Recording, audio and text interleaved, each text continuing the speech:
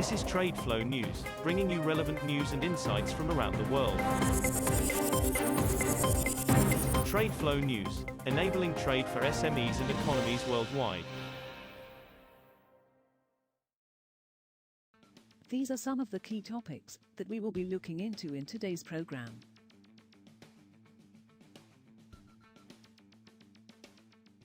First, let's take a look at the overnight headlines which are impacting the commodity markets. Oil prices settled lower Friday, reversing early gains of more than $1 a barrel as banking sector fears caused both benchmarks to reach their biggest weekly declines in months. Brent crude futures settled down by $1.73, or 2.3%, to $72.97 a barrel. U.S. West Texas Intermediate crude fell $1.61, or 2.4%, at $66.74. At their session low, both benchmarks were down more than $3. Brent fell nearly by 12% in the week, its biggest weekly fall since December. WTI futures fell 13% since Friday's close, its biggest since last April. European Union country leaders could urge companies next week to take part in a scheme for countries to jointly buy gas, according to draft conclusions for a summit in Brussels. The draft, seen by Reuters, steered clear of more contentious issues over energy and climate change policies, including disputes over nuclear energy and phasing out combustion engine cars. It said Europe's energy security, which was impacted by Russia slashing gas supplies last year, has improved, but said the EU must prepare for next winter. EU countries plan to jointly buy gas in the coming months, to help fill storage caverns ahead of peak winter demand. Moving on to the top news in the energy sector. Brazil's National Energy Policy Council, CNPE, on Friday raised the country's mandatory blend of biodiesel in diesel to 12% starting in April, Mines and Energy Minister, Alexandra Silveira said. The council, which includes Silveira among other ministers, also proposed a gradual increase in the mixture over the next few years, with the level rising to 13% in 2024, 14% in 2025 and 15% in 2026. The decision meets requests from biodiesel producers, after the biofuel blend in diesel was held at 10% throughout 2022. The heads of NATO and the European Commission flew on Friday to a North Sea platform to discuss the security of supplies and infrastructure, a visit underlining Norway's importance for gas shipments since Russia's invasion of Ukraine. The Troll platform extracts gas from Norway's biggest gas field. After a drop in Russian flows, the Nordic country last year became the largest gas supplier to the EU.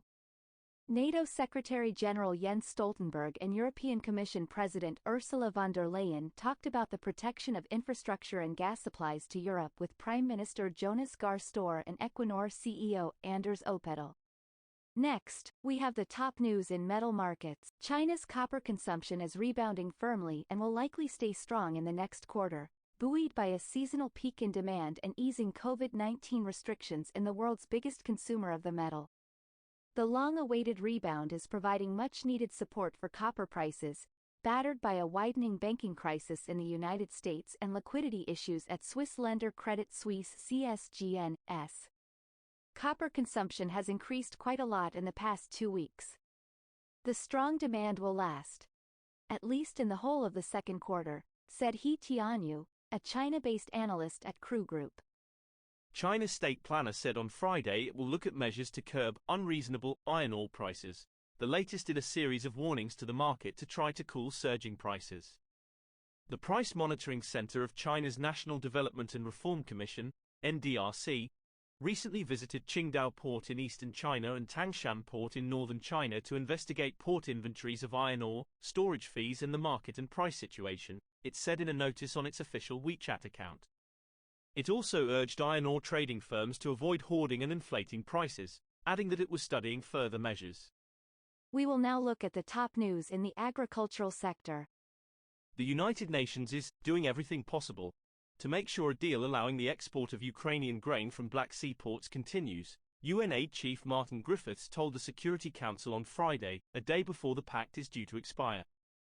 The pact was brokered with Russia and Ukraine by the United Nations and Turkey in July, and renewed for a further 120 days in November, to combat a global food crisis that was fueled in part by Russia's February 24, 2022, invasion of Ukraine and Black Sea blockade. The deal is due to expire on Saturday.